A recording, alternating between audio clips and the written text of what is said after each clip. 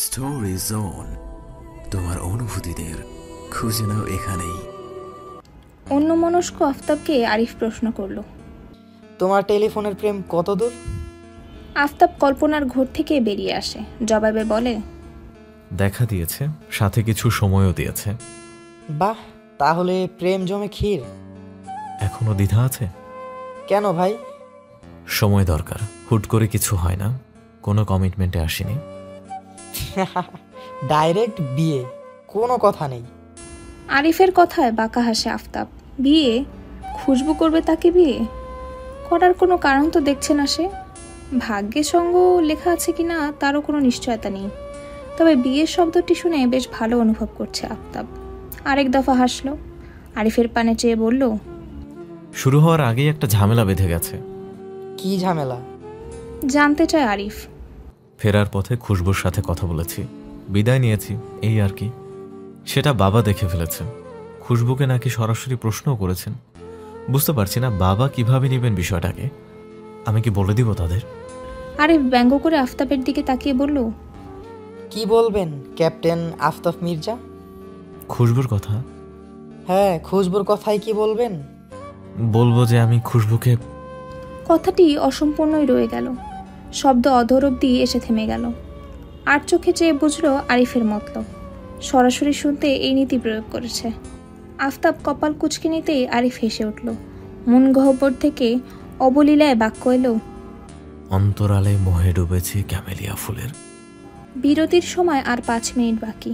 ফোনে নেটওয়ার্ক ভালো না, পকেটে ফোনটা অনবরত বেজে চলেছে। সময় দেখে ফোনটা রিসিভ করে অন্যদিকে চলে যায় আফতাব। মায়ের কল। আসসালামু আলাইকুম। ওয়ালাইকুম আসসালাম। ব্যস্ত তুমি? না মা, ব্রেক টাইম। রুমানা মির্জা নরম গলায় জানতে চান, খেয়েছো? হ্যাঁ, তোমরা খেয়েছো? খেয়েছি। নিজের যত্ন নিবে কিন্তু, খাবার ঠিকঠাক মতো খাবে, এমনিতেই শরীরের উপর ধকল যায়। এই চিন্তাটা প্রতিবারের। যখনই কল করে প্রতিবারই এই কথা বলেন রুমানা মির্জা। যেন প্রথমবার বাড়ি থেকে দূরে। খারাপ লাগে না একই কথা বারংবার শুনতে, উল্টো ভালো লাগে। কি করছো? বসেছিলাম, ভাবলাম ফোন করে খোঁজ নেই, আবার কবে না কবে নেটওয়ার্ক পাই। তাছাড়া একটা কথা ছিল, শুনবে? হ্যাঁ মা, বলো। কিয়ৎক্ষণ হাঁসফাঁস করে রুমানা মির্জা প্রশ্ন করেন, তোমার বাবা একটা মেয়ের কথা বলল, সেদিন তোমাদের কথা বলতে দেখেছে, ঢাকার মেয়েটা। তুমি ওকে চেনো? যে চিন্তাটা কিছুক্ষণ আগে এসেছিল সেটাই হলো। বাবা মায়ের স্বভাব অজানা নয়। ছেলের সবটার মধ্যেই তাদের বিশেষ নজরদারি। তাতে আফতাবেরও কোনো সমস্যা নেই। একমাত্র ছেলের প্রতি এতটুকু অধিকারবোধ তো থাকতেই পারে। আফতাব নির্দ্বিধায় বলে ওঠে, চিনি মা, শুধু ওকে নয়, ওর ভাইকেও চিনি। তাছাড়া আমাদের পাশের বাড়িতেই বেড়াতে এসেছে। ও আচ্ছা। মায়ের ছোট জবাবের অর্থ বুঝে ফেলে আফতাব। বলে, আমার বন্ধু বলতে পারো। বন্ধুসুলভ আচরণ তো তার মায়েরও আছে, শুধু কাজে থাকলে স্পষ্ট কথা বলেন। সামান্য হেসে প্রশ্ন করলেন, শুধু বন্ধু? এক লম্বা নিঃশ্বাস ফেলে আফতাব জবাব দেয়, আপাতত শুধু বন্ধুই। অনেকদিন বাড়ির মধ্যে পড়ে থাকতে থাকতে দেখে জং ধরে যাচ্ছে। তখনই ফাহাদ এসে জানালো অনুমান আসবে। আজ তাদের পরিবার সমেত দাওয়াত সেখানে। জরিনা বেগম, জিতু এবং রূপা যেতে চাচ্ছে না, বিধায় ফাহাদ আর খুশবু একাই চলে গেল নোমানের সাথে। যৌথ পরিবার নোমানদের। 3 চাচা একসাথে একই বাড়িতে থাকেন। বড় দুজন রাজনীতির সাথে যুক্ত থাকলেও ছোট জনের পছন্দ সাধারণ জীবন। শিক্ষকতার পেশায় নিয়োজিত হয়ে জীবন পার করেছেন তিনি। বিশাল এক খাবারের টেবিলে খাবারের আয়োজন করা হয়েছে। পরিবারের সকলে, ফাহাদ আর খুশবু। গল্প করতে করতে নোমানের মা ফাহাদ আর খুশবুর পাতে সাতকরার তরকারি তুলে দিতে দিতে বললেন, সিলেটের জনপ্রিয় খাবার সাতকরা, খেয়ে দেখো। আগে কখনো খাইনি আন্টি, কেমন টেস্ট? আমাদের তো ভালোই লাগে স্বাদ। গরুর গোশত দিয়ে রান্না করেছি।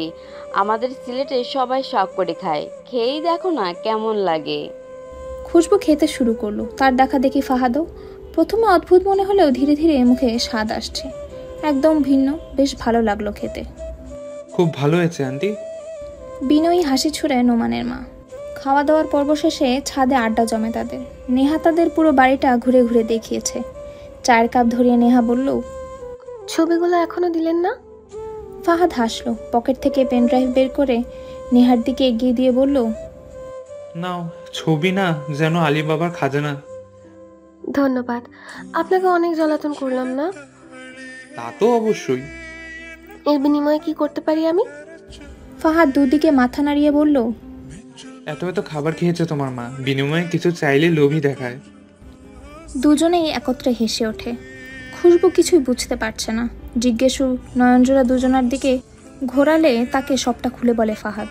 তাদের সাথে তাল মিলিয়ে হাসি ফোটে তার ঠোঁটেও। সন্ধ্যার দিকে বাড়ি ফেরে ফাহাদ আর খুশবু। খুশবুকে বাড়ি নামিয়ে ফাহাদ আবারও বেরিয়ে পড়ল নোমানের সাথে। যাওয়ার পথে 500 টাকা ঘুষ দিয়ে গেছে, যেন এই খবর বাবার কান অবধি না পৌঁছায়। টাকা ব্যাগে গুজে আইসি ভঙ্গিতে টিভির সামনে এসে বসলো খুশবু। আর মনে হলো স্মার্টফোন আসার পর থেকে এই টিভি জিনিসটা কত অঘেজ। কেউ তাকে পাত্তা দেয় না।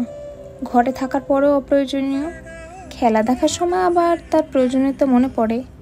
টিভির জায়গা আবার বদল করে দিল ফোন। মেসেজ এসেছে, দরজার বাইরে আপনার জন্মদিনের উপহার আছে, দ্রুত গিয়ে গ্রহণ করুন, ফাস্ট। ঘড়ির কাঁটা 8:30। এমন অদ্ভুত মেসেজের অর্থ খুঁজে পাচ্ছে না খুশবু। দরজা থেকে 2 কদম দূরে সে। আসলে এই উপহার পাঠিয়েছে নাকি মিথ্যা? মাথায় কাপড় টেনে দরজার বাহিরে এসে দাঁড়িয়েছে। আধারে কালচে সবুজ রঙা বিশেষ পোশাকে পুরুষ অবয়ব দাঁড়িয়ে, হাত দুটো পকেটে গুজে, পিঠ এলিয়ে দেহের সমগ্র ভার তার পোশাকের সাথে মিলেমিশে যাওয়া জিপটার উপর। মস্তিষ্কে সবটা স্পষ্ট হওয়ার আগেই সুর ভেসে আসে। আজ বসন্তের 1ম তারিখ খুশবু। সিলেট শহরকে আপনার সুঘ্রাণে মাতোয়ারা করেছেন, তাই না? ধ্যান ফেরে। কল্পনাও করতে পারেনি আফতাবকে দেখবে এই সময় এখানে। কোথা থেকে এলো? হঠাৎ প্রশ্নেরা ঝাঁক বেঁধে ঝোকার পূর্বেই আফতাবের ঠোঁটে হাসি দেখতে পায় খুশবু। প্রশ্নের জবাবে বলে হেয়ালি করে, মাতোয়ারা করার মতো বিশেষ কেউ আমি নই। বিশেষ নন? বাঁকা ঠোঁটে জবাব দেয় খুশবু। তাহলে কি নির্বিশেষে চোখ ঠেকলো আমার? হ্যাঁ, একদম তাই। মুগ্ধতার চোখে চাইল আফতাব। কিছু সময় চুরি করে ছুটে এসেছে, আসতে বাধ্য হয়েছে। আগামী দিনগুলো তো দর্শন দূরে থাক, কণ্ঠস্বরও শুনতে পাওয়া যাবে না। দীর্ঘশ্বাস ফেলে আফতাব শীতল গলায় বলল, তাহলে তো বেশ। বিশেষ কিছুতে মাতোয়ারা হয় সর্বকুল। বিনা কারণে নির্বিশেষে যেহেতু মন মজেছে, তাহলে বুঝে নিন গল্প অনেক দূরে গবে। মুখে লাজের ছোঁয়া লাগে, যেখানে লজ্জা জিনিসটার অর্থ সবসময় খুঁজে বেড়ায় খুশবু। নিজের চক্ষু নামে হাসির প্রতি অবাক হলো। এমন করার কি আছে? অন্যদিকে আফতাব সোজা হয়ে দাঁড়ালো। গাড়ির জানালা দিয়ে একটি নীল রঙের পুটলি বের করলো। খুশবুর দিকে এগিয়ে দিয়ে ইশারা করলো খুলতে। সুতো ছাড়িয়ে খুশবু খুলে দেখলো এর মধ্যে কয়েক রঙের পাথর। অন্যান্য পাথরের চেয়ে অনেক ভিন্ন আর সুন্দর। হাতে নিলেই শীতল অনুভব হচ্ছে। কয়েকটা একদম কাচের মতো স্বচ্ছ, হরেক রঙের। অবাক চোখে আফতাবের দিকে চাইল খুশবু। আফতাব বলে উঠল, সত্যি আমি নির্বিশেষে আকৃষ্ট। এই পাথরগুলো জমিয়েছি আমি অনেক দিন যাবৎ। কিছু আমাদের দেশের আর কিছু পাশের দেশ থেকে এসেছে। বোঝাইকৃত ট্রাকগুলো সীমান্ত পার করার সময় ঝাঁকুনিতে পড়ে যেত, সেখান থেকেই বাছাই করে নেয়া। এগুলো আপনার জন্মদিনের উপহার। বারবার এই লোকটা খুশবুকে অবাকের চূড়ান্ত পর্যায়ে নিয়ে দাঁড় করিয়ে দেয়। ভালো অনুভূতিতে ভরিয়ে তোলে চিত্ত। এক দৃষ্টিতে প্রতিক্রিয়াহীন চেয়ে রইল খুশবু। ধীরে ধীরে নিজ জায়গা বানানোর আপ্রাণ চেষ্টা। কোনো কমতি রাখছে না এই চেষ্টায়। বিনয়ী হাসি মুখটা ছেড়ে যায় না কখনো। ডিউটি ফেলে দৌড়ে এলো। খুশবুকে চেয়ে থাকতে দেখে আফতাব প্রশ্ন করে, ভালো লাগেনি?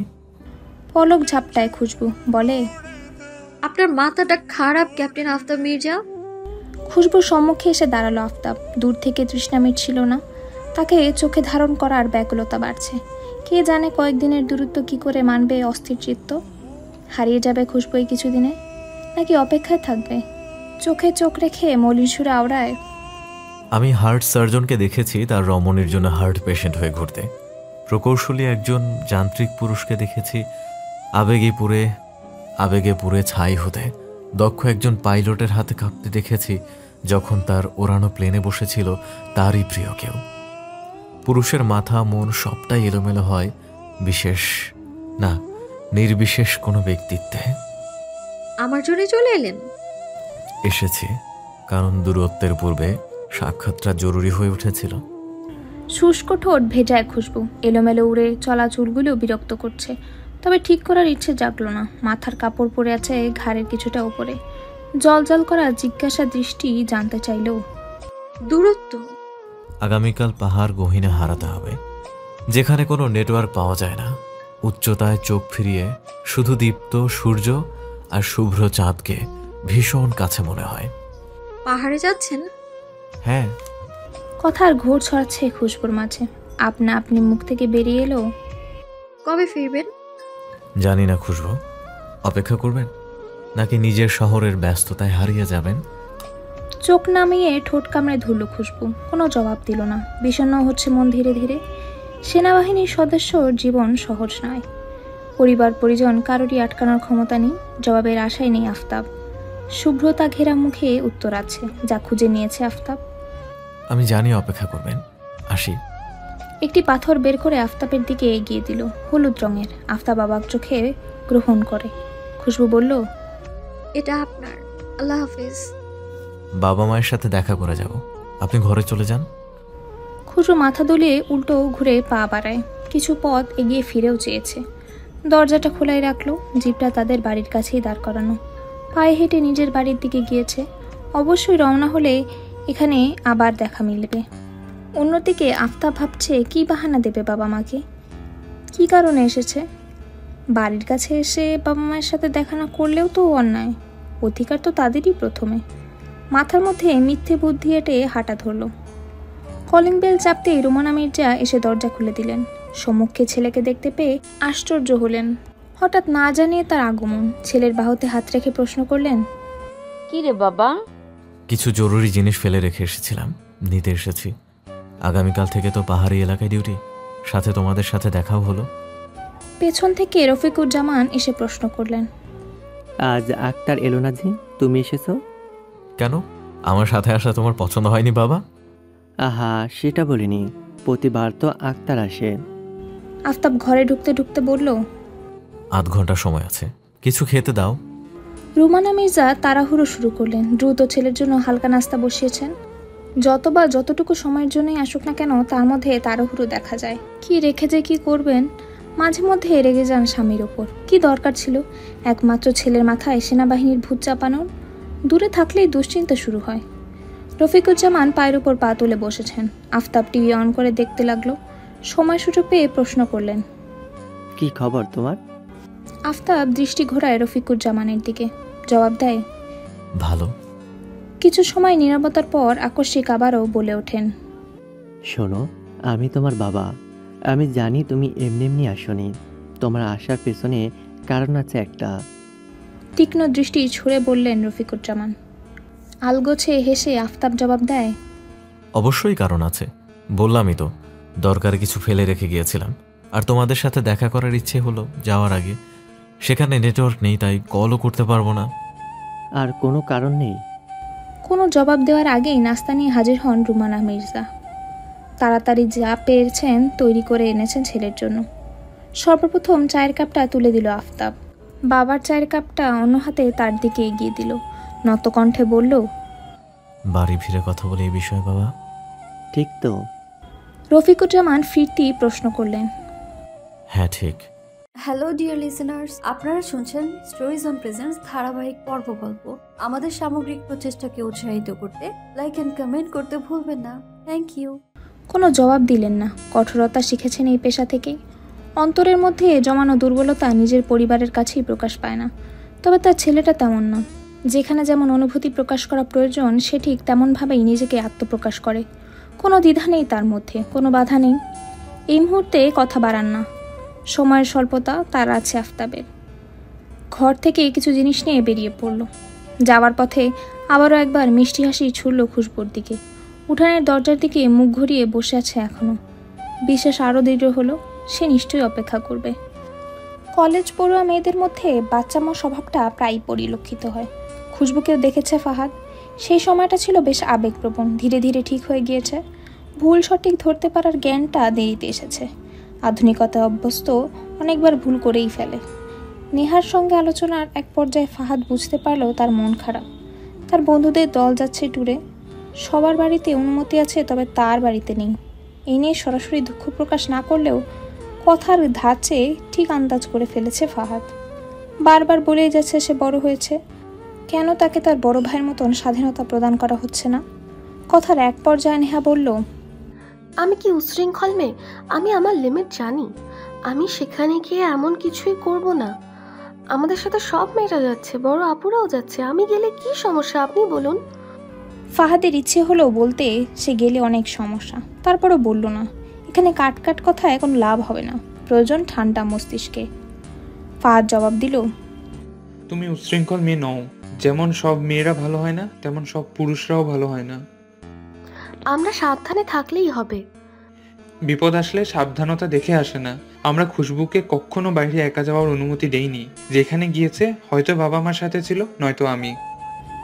দুঃখ প্রকাশ করে নেহা বলল, ভাইয়ার কি সময় আছে আমার জন্য? সে আর বাবা সবসময় থাকে নিজেদের রাজনীতি নিয়ে, আমার ভালো লাগে না।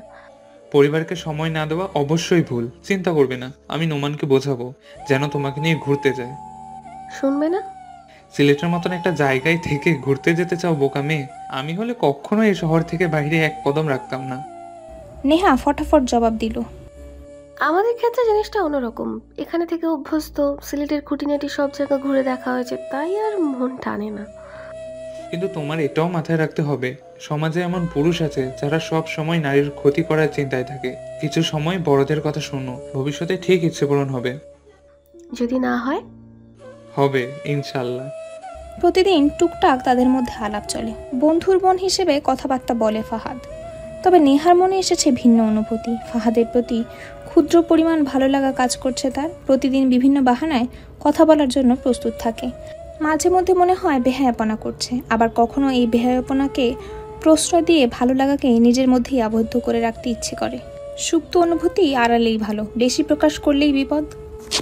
দরজায় সাদা কাপড়ে কেউ দাঁড়িয়ে থাকতে দেখে আত্মা কেঁপে উঠতে চাইল। পরক্ষণেই ভালো করে লক্ষ্য করলো ফাহাদ এটা আর কেউ নয়, বরং তারই খবিশ ছোট বোন। সাদা রঙের সালোয়ার কামিজ পরে অতৃপ্ত আত্মার মতন দরজার একদিকে ডিম লাইটের আলোয় দাঁড়িয়ে আছে। নিশ্চয়ই উদ্দেশ্য ভয় দেখানোর। এক হাতে সুইচ টিপে লাইট জ্বালায় ফাহাদ, বলে, লাভ নেই। আমি কি ভয় দেখাতে এসেছি নাকি? ফাহাদ ঠোঁট টিপে হেসে ঠাট্টা সুরে বলল, ঠাকুর ঘরে কে? আমি তো কলা খাইনি। আসলেই ছোট মস্তিষ্ক তার। যে কথার অর্থ ঠাস করে ধরে ফেলার কথা সেটা বুঝতে সময় নিল মিনিট কয়েক। নিজের কথার যোগসূত্র মেলাতে পারেনি। অর্থ বোধগম্য হলে তপ্ত নিঃশ্বাস ফেলে খুশবু। হৃদয় মাঝারে অদ্ভুত অস্থিরতা কাজ করছে, যা নিরর্থক। শান্তি পাচ্ছে না কোনো জায়গায় বসে, তাই মাথায় ভূত চেপেছিল ভূত সাজার। একমাত্র এই ব্যক্তিকে বিরক্ত করে শান্তি মেলে। ফাহাদ বলল, এদিকে আমার ঘুম আসছে না, লুডো খেলবি? দ্রুত গতিতে মাথা উপর নিচে দুলিয়ে বিছানায় এসে বসে খুশবু, পা গুটিয়ে। হাতের কাছে লুডোর বোর্ড নেই, আধুনিক লুডো খেলতে হবে সেলফোনে। খুশবু এক দৌড়ে যায়, আরেক দৌড়ে ফোন নিয়ে ফিরে আসে। লুডো খেলায় খুশবুকে টক্কর দেওয়া অনেকটা কষ্টের, তারপরও আশা নিয়ে খেলতে বসেছে ফাহাদ। এক না একবার তো জিতবেই, সেটা আর হয় না। আজও মনের মধ্যে প্রবল আকাঙ্ক্ষা নিয়ে বসেছে। প্রথমবারে হেরে গেল, দ্বিতীয়বার লুডো খেলা শুরু করে ফাহাদ প্রশ্ন করলো, এই অসভ্যটা তোকে কল করে? খুশবু ভাইয়ের দিকে চেয়ে প্রশ্ন করলো, কে সাহির? মুখশ্রী কালো হয়ে গেল খুশবুর। চোখ নামিয়ে জবাবে বলে উঠল, কেন করবে কল? তার আমার প্রতি কোনো মায়া আছে নাকি? ফাহাদ খুশবুর দিকে চেয়ে আবার চোখ নামিয়ে ফেলে, বাঁকা হাসলো। সুবুদ্ধি উদয় হচ্ছে তাহলে। ভারী গলায় বলে উঠল, এতদিনে এটা উপলব্ধি করলি? ঠিক সময় করেছি। তুমি ওর সম্পর্কে সব বলার পর থেকে আমার আর ওর মধ্যে বাধা দৃষ্টি হয়েছে একটা, যা আমার মনে হয় মঙ্গলজনক। ভ্রু নাচিয়ে ফাহাদ বলে, বাবা, এত কথা কোথার থেকে শিখলি খুশবু? এই তো আজকে থেকে 22 থেকে 23 বছর হয়েছে। বড় হয়েছি আরো 1 বছর, কথা শিখতে হবে না? তাছাড়া আমি বোকা ছিলাম, যেখানে কদর নেই সেখানেই বারবার যাচ্ছিলাম নির্লজ্জের মতন। তোমাকে আগে জানিয়ে দিলেও আগেই ওর কাছ থেকে সরে আসতে পারতাম। ভুল করেছি, শিক্ষা হয়েছে। এবার দ্বিতীয়বার আর এই ভুলটা হবে না আমার। বিস্ময়াভিভূত হয় ফাহাদ। ভ্যা ভ্যা করে কেঁদে ফেলার মেয়ে সপুর সংলাপ বলছে। এই শক্ত খুশবু এগোতে পারবে অনেক দূর, কোনো আঘাতে ভেঙে পড়বে না। তাই বড় ভাইয়ের মতন কটূক্তি করে আর কোনো কথা বলল না। খুশবু প্রশ্ন করলো, তুমি বিয়ে করবে না? মাত্র মাস্টার শেষ করলাম, শিক্ষিত বেকার আমি। কোন বাবা আমায় মেয়ে দিবে এখন? এটা হচ্ছে আরেকটা আজাইরা কথা। খুশবুর জোরালো আওয়াজের বিপরীতে ফাহাদ প্রশ্ন করলো, কেন কেন? তোমার বউ আমাদের বাড়ির বউ, বাবা মা না খাইয়ে রাখবে নাকি ভাবিকে? আমরা যত্ন করব না? ওসব তো মাথায় ঢুকবে না রে। ছেলে মানুষের সমস্যাগুলো শুধু তারাই বুঝে। যত সহজে বলে ফেললি তত সহজ না। সব বাবা মা তাদের মেয়ের স্বচ্ছ ও সুস্থ ভবিষ্যৎ চায়, যেমন আমরা তোরটা চাই। আমি অত শত সমস্যা বুঝতে চাই না। বাবাকে কল করে বলবো ভাইয়া বিয়ে করতে চায়, ব্যাস। থাপ্পড়ে গাল লাল করে ফেলবো। তুই কর বিয়ে। ঘরে অবিবাহিত বোন থাকতে ভাইয়া বিয়ে করে না, সো তোর আগে বিয়ে হবে। দিয়ে দাও একটা বিয়ে, দেখি বিয়ে করার পর জীবন কেমন হয়। আমি ইন্টারেস্টেড। খুশবুর এই কথায় থম মেরে বসে রইল ফাহাদ, নিষ্পলক চেয়ে রইল। মেয়েটার কি আসলে লজ্জা নেই নাকি ব্যর্থ প্রেমের শোকে লাজ হারিয়েছে? বড় ভাইয়ের সামনে বসে বলছে আমি বিয়ে করতে ইন্টারেস্টেড। ফাহাদের লজ্জা বেশি নাকি খুশবুর কম, এই হিসেবটা মেলাতে হবে। বাবাকে বলছি, দাঁড়া। খুশবু খানিক ঘাবড়ে উঠল, অধরে মিথ্যে হাসি টেনে মিনমিন করে বলল, আরে আমি তো মজা করলাম, তুমিও সিরিয়াসলি নাও সব কথা। ঠিক বাইরের মুরগিগুলোর মতো একদম। কথার আগাগোড়া কোনোটাই বুঝতে পারল না ফাহাদ। কোন মুরগি, কিসের মুরগি? তাকে উল্টো প্রশ্ন করার আগেই বেরিয়ে গেছে ঘর থেকে। বোনের মাথায় নিশ্চয়ই কোনো তালগোল পেকেছে।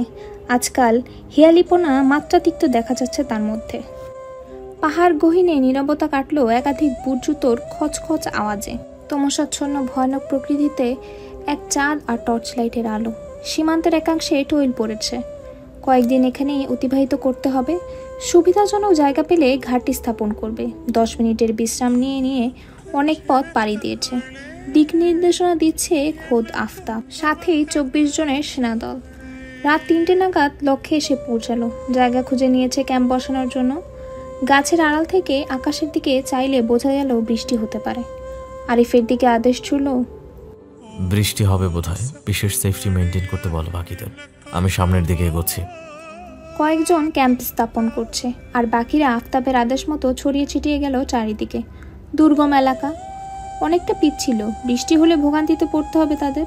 দায়িত্বে ঠায়ে দাঁড়িয়ে থাকা আফতাব এক কদম থামে উঁচু এই পাহাড়ের বাঁকে। আধারে দূরবর্তী শহরের আলো মিটিমিটি দেখা যাচ্ছে, যা খুবই তুচ্ছ। আগেও আসা হয়েছে সব জায়গায়, তবে এবার মন টিকছে না। অস্থির লাগতে শুরু করে আফতাবের। মুখ লটকে যায়। হাতে থাকা রাইফেলটার দিকে এক পলক চেয়ে আবার মুখ তুলল। শোনা যাচ্ছে ভয়ঙ্কর পাহাড়ের ডাক, আকাশের বিদ্যুতের ঝলকানি। হাওয়ার বেগ তুলনায় বেশি। দীর্ঘশ্বাস ফেলে আর মনে বলে উঠল, আমি আকাশের অনেকটা কাছাকাছি আর জমিন থেকে অনেকটা দূরত্বে। আপনাকে একদিন এই ভয়ঙ্কর সৌন্দর্য উপভোগ করাবো খুশবু। তারপর কেটে গেছে আরও 4 দিন। যেমনটা ভেবেছিল, কোনো প্রকার নেটওয়ার্ক নেই সেখানে। সৌভাগ্যক্রমে বৃষ্টির কালো মেঘ কেটে গিয়েছে। খুশবু বারে বারে ফোন হাতে নেয়, আবার রেখে দেয়। কবে যেন তারও ডাক পড়ে। সিলেট তো আর সবসময় থাকা হবে না, ফিরে যেতে হবে ঢাকায়। আচ্ছা, এরপর আফতাবের সাথে কি করে দেখা হবে, নাকি হবে না? সে কি তার কাজে ব্যস্ত হয়ে যাবে? তাকে নিয়ে এত পাগলামি করলেও ভুলে যাবে? তার কোনো ঠিকানা নেই। এদিক ওদিক ঘুরে বেড়ায়, নিজের পরিবার থেকেও দূরে। এই ভেবে খুশবু ফোন আবার হাতে নিল। আফতাবের নাম্বার ডায়াল করতেই এক ভদ্রমহিলা জানিয়ে দিলেন সংযোগ প্রদান করা সম্ভব হচ্ছে না। দুপুরের কড়া রোদে দাঁড়িয়ে থাকা আফতাবের মন উসখুস করছে। এদিক ওদিক ফোন নিয়ে নেটওয়ার্ক খোঁজার চেষ্টায় লেগে পড়েছে। হাঁটতে হাঁটতে একটু নিচে নেমে গেল। এক দাগ নেটওয়ার্ক পাওয়ার সাথে সাথে বাবার নাম্বারে মেসেজ করে জানিয়ে দিল সে ঠিক আছে, চিন্তা না করতে, নিজেদের খেয়াল রাখতে। কে জানে এই মেসেজ সেন্ড হতে কত সময় লাগবে। পরপর খুশবুর উদ্দেশ্যে লম্বা একটা মেসেজ টাইপ করলো, লিখেও মুছে ফেলে। শেষ একটা লাইন লিখল, আমার মন মস্তিষ্ক আপনাকে অবিশ্রান্তভাবে স্মরণ করে যাচ্ছে খুশবু। আচ্ছা, আপনারও কি তাই? পাহাড় চূড়া থেকে বার্তা খুশবু অব্দি পৌঁছেছে কিনা কে জানে। ডিউটি টাইমে ফোন হাতে নেওয়া যায় না। আফতাব নিজে হেরানি করলে বাকিদের কি হবে? সবাই তারই আন্ডারে। খুশবু আর তার বাবা মা মেসেজ পেল কিনা এই চিন্তা করতে করতে আরও 5 দিন এখানে অতিবাহিত হয়েছে। আর মাত্র 3 দিন তাদের ডিউটি টাইম কমিয়ে আনা হয়েছে। এই খবরে স্বস্তির নিঃশ্বাস ফেলল আফতাব। যাক, আর অপেক্ষা করতে হবে না খুশবুকে। এবার গিয়ে সরাসরি বলে দিবে নিজের অনুভূতিগুলো, যে এতদিনে দূরত্ব ধীর অবস্থা নিয়েছে হৃদয় গহরে। ফোন হাতে নিয়ে বসে আছে খুশবু। আজকাল তার প্রতিদিনের রুটিন এটা। অপেক্ষাটা যেন দিনকে দিন বেড়েই চলেছে। আফতাবের অনুভূতি চার দেওয়ালে মেখে আছে। কেউ কোনোদিন এতটা বিশেষ অনুভব করায়নি। স্নিগ্ধতায় ভরে তোলেনি চিত্রকে। তার চরিত্রের দিকে অজান্তে আকৃষ্ট হতে থাকা খুশবুর হৃদয় প্রশান্ত হলো মেসেজ দেখে। কি সুন্দর করে লিখেছে। খুব করে জবাব দিতে ইচ্ছে হলো। সেও আফতাবের কথা ভেবেই চলেছে। তার মন মস্তিষ্ক অবিরত ভাবনায় ডুবে। সাহস হলো না। ফিরতি প্রশ্ন করলো, কেমন আছেন? ঘণ্টাখানিক পেরোলো কিন্তু জবাব আসেনি। বোধগম্য হলো সেখানে নেটওয়ার্কে ত্রুটি। পা বাড়ি আবারও টিলা গিয়ে বসে। তবে একাকী। আফতাবদের বাড়িতে চোখ ঘুরিয়ে দেখলো একবার। মুখটা ভার হয়ে আছে। প্রবণ অনুভব করতে করতে ফোন আসে। স্ক্রিনে ভাসলো বাবার নাম। দ্রুত ফোন রিসিভ করলো। লোকমান চৌধুরী বললেন, কেমন আছো মা? ভালো আছি বাবা, তোমরা? আমরাও ভালো আছি। মন খারাপের সুরে খুশবু প্রশ্ন করে, আসবে না? না, বরং তোমরা ফিরে এসো। অনেকদিন থাকলে। তোমার নানুকে নিয়ে ঢাকা এসো। তোমার রেজাল্ট আগামীকাল দিবে শুনলাম। এরপরেই ভর্তি হয়ে যাবে। ফিরে আসার কথায় বাদ ছাদে হৃদয়। সরাসরি বারণ করেছে, যাওয়ার কোনো ইচ্ছেই নেই। আফতাব ফিরে যদি অপেক্ষারত না পায় তাকে, এরূপ চিন্তায় মস্তিষ্কে ঘুরপাক খেতে শুরু করলো। কয়দিন পর আসলে হয় না বাবা? তোমার মা রাগারাগি করছেন। অনেকদিন তো থাকলে। আবার পরীক্ষা শেষে যেও। আগামীকাল নানুকে নিয়ে চলে এসো। আমি ফায়াদকে বলে দিচ্ছি টিকিট করতে। কেমন? মন খারাপ করে না মা, রাখছি। আচ্ছা। আকস্মিক ঠোঁট ভেঙে কান্না আসলো। চঞ্চল হৃদয় কেমন যেন দম বন্ধ ভাবটা এসে হানা দিচ্ছে। সত্যিই ফিরে যেতে হবে। আফতাব ফিরে এসে খুশবুকে না পেলে নিশ্চয়ই কষ্ট পাবে অনেক।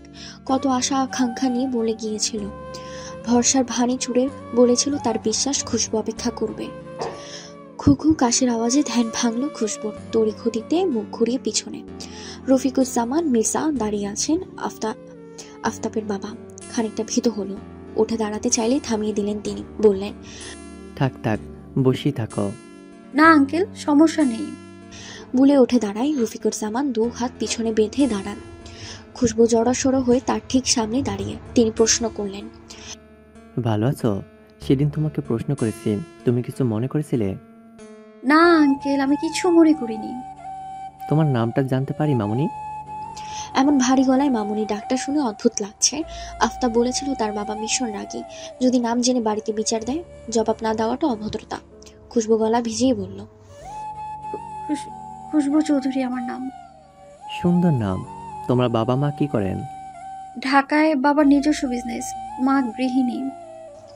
রফিকুজ্জামান খুশবুর দিকে চাইলেন।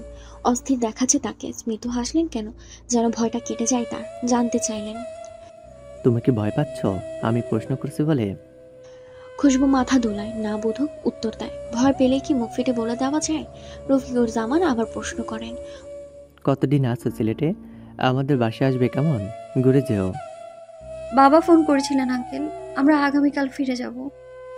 ও আচ্ছা, সমস্যা নেই। আবার আসলে আমাদের বাসায় তোমাদের সকলের দাওয়াত। জিতু তোমার কি হয়? মামা। চিনি আমি তাকে, সেও আমার পরিবারকে চেনে। আচ্ছা আসি, ভালো থাকবে। জি আঙ্কেল, আসসালামু আলাইকুম। পরপর দুবার এসে জিজ্ঞাসাবাদ করলেন। ভয় আড়ষ্ট যা হয়ে যায় অবস্থা। সাথে আগামীকাল ফিরে যেতে হবে। সবকিছু মিশ্রিত অনুভূতি। কপালে ঘাম ওড়নার সাহায্যে মুছে নিল খুশবু। জরিনা বেগমের ডাক পড়ে জানালা দিয়ে। দিনের আলো হারিয়ে গিয়ে সন্ধ্যা নামছে ধীরে ধীরে। চুল খোলা করে বাহিরে ঘোরাফেরা না করার কঠোর আদেশ। নেমে ঘরে চলে আসে। এসে জানালো জরিনা বেগমকে সে রাজি হয় বিনা বাক্যে।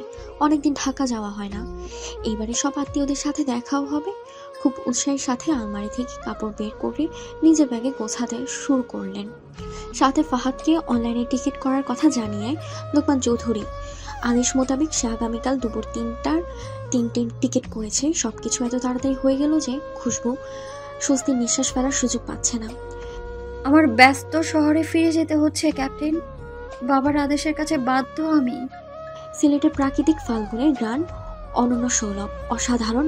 হাওড়ার খোলামেলা করতে গিয়ে উড়ন্ত পাখির গানে হৃদয় হারায়। কিছু সুন্দর মুহূর্তে জলরাশির পিছনে ফেলে হৃদয়ের পীড়া ভিন্ন কালো ধোঁয়ায় অদৃশ্য করে নিচ্ছে সবটাই। বসন্তের আগমনের এই সুর যেন অপূর্ণ মনে হচ্ছে। শান্তিনগরীতে প্রাকৃতিক সহিত নতুন স্পর্শনাভূতি ভাবনা আরো বেগ পেয়েছে। সৌন্দর্য মাত পাইয়ে দুজনের মধ্যকার আলাপনের শুরু কি তবে এখানেই নিরুদ্ধ? কিছু জীবনে গতিপথের রক্ষ পরিবর্তন হলে কিছু গল্প সম্পূর্ণ রয়ে যায়। গাছগাছালিতে ঘেরাও পাহাড়ের হৃদয় একটি স্নিগ্ধ সকাল সৃষ্টি হলো। প্রাকৃতিক উচ্ছলতা এবং স্নিগ্ধতা নিয়ে আশাই সকালে স্নান করছে সূর্যের আলো। বোনা বিশাল গাছের বাসায় সমাহিত হলো। মৃত্তিকা সৃষ্টি করেছে মধুর গন্ধ, হাওয়ার ভাসমান পাখিদের সুরের সঙ্গীত। গত রত্রিকের বৃষ্টি ছড়া বনে আরও প্রাকৃতিক সৌন্দর্য বাড়ানোর সুযোগ দিয়েছে। সৃষ্টিতে মেঘের গল্প সূচন করেছে নতুন অভিজ্ঞতার সম্মুখীন হয়ে বিশ্বাস ও আত্মবিশ্বাস পেতে, জীবনের নতুন একটি দিন চালু করে। আফতাব এই রৌদ্রজল সকালে। স্টোরি জোন, তোমার অনুভূতিদের খুঁজে নাও এখানেই।